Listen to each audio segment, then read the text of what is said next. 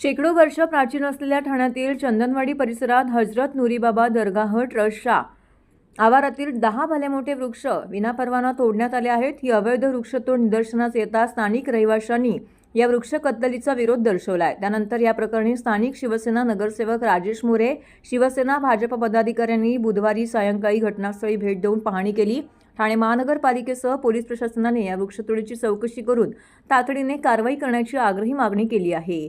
ठाणे पश्चिमेकडील मखमली तलावाच्या शेजारी असलेल्या नुरीबाबा दरगाह हा मुस्लिम धर्मियांसोबतच हिंदू इतर धर्मियां देखील श्रद्धास्थान आहे. नुरीबाबा यांच्या नावाने प्रसिद्ध असलेल्या दर्ग्यामध्ये नुरीबाबा यांची समाधी आहे. या दर्ग्या शेजारील मोकळ्या जागेमध्ये 4 अशोका वृक्ष, 2 सुपारीची झाडं, 1 कोकम, 2 नारळाची झाडं, आंब्याचे वृक्ष असे एकूण 10 वृक्ष शनिवारी अवैधरित्या बुंध्यापासून तोडण्यात आल्याचे स्थानिकांच्या निदर्शनास आले आहे. त्यांनी ही बाब स्थानिक लोकप्रतिनिधींना कळवली. त्यानुसार शिवसेना नगरसेवक राजेश मोरे, भाजपाचे प्रदेश शेडगे यासह शिवसेना भाजपाच्या पदाधिकाऱ्यांनी बुधवारी प्रसारमाध्यमांसह प्रत्यक्ष पाहणी केली. हे कृत्य नुरीबाबा दरगाह ट्रस्टचे पदाधिकारी नुरी कुटुंबियांपैकीच असल्याचा आरोप करून महापालिका प्रशासन तसेच पोलिसांनी कठोर कारवाई करावी अशी मागणी केली आहे.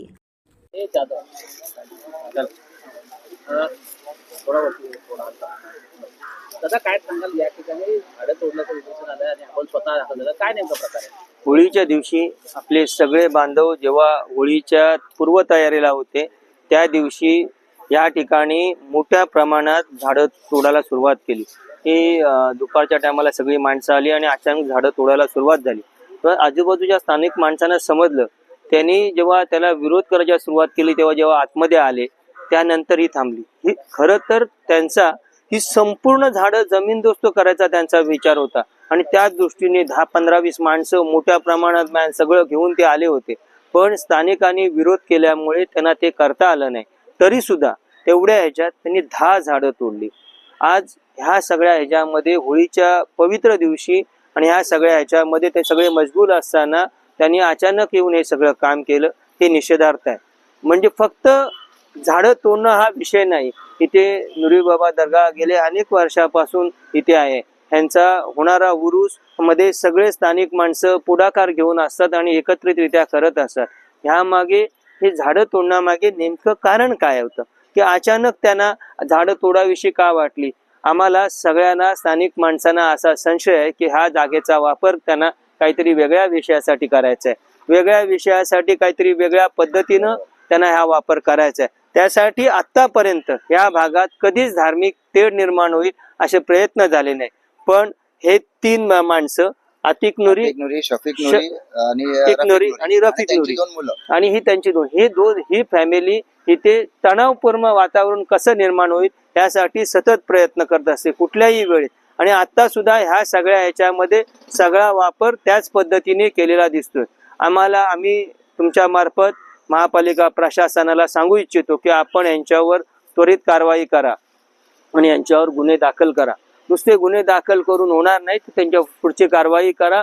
आणि मी पोलीस प्रशासनाला खास इंटिमेट देतो की आपण ह्या तिघांची इन्क्वायरी करा. कारण ह्यामागे नुसतं झाडं तोडणं हा विषय नाही, त्याच्यामागे अजून मोठा विषय पडद्यामागे आहे. आता जी कायदा आणि सुव्यवस्था व्यवस्थित चाललेली आहे ह्यांच्या वागण्यामुळे, ह्यांच्या वर्तणुकीमुळे कायदा आणि सुव्यवस्था बिघडेल अशी परिस्थिती निर्माण व्हायला नको.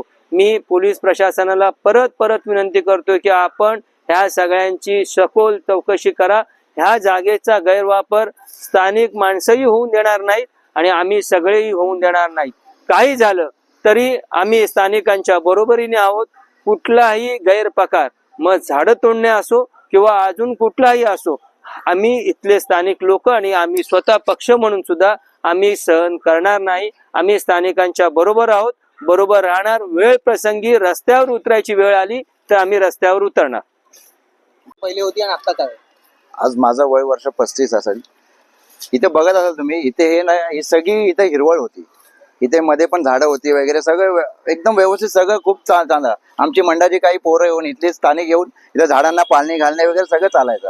या परवा होळीच्या दिवशी यांनी काय अचानक हा प्रकार घडवला, यांच्या मागे यांचं काय इंटिमेशन आहे, काय करणार आहेत, काय जे आम्हाला सांगितलं पण नाही. त्या दिवशी आम्ही विचारलं, आल्या आल्या आम्ही डायरेक्ट यांनी पळ घेतला आणि त्यांची माणसांनी 4-5 नावं घेतली आणि ते पळून गेले. त्यांना पण आम्ही विचारलं बाबा काय करताय, तर निघून गेले.